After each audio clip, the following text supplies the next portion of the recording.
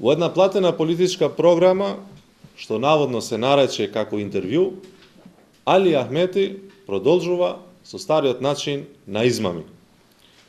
Овој господин треба да прифати една вистина, дека Дуи нема никакви политички разговори со ВМРО ДПМН, но дека има нешто друго.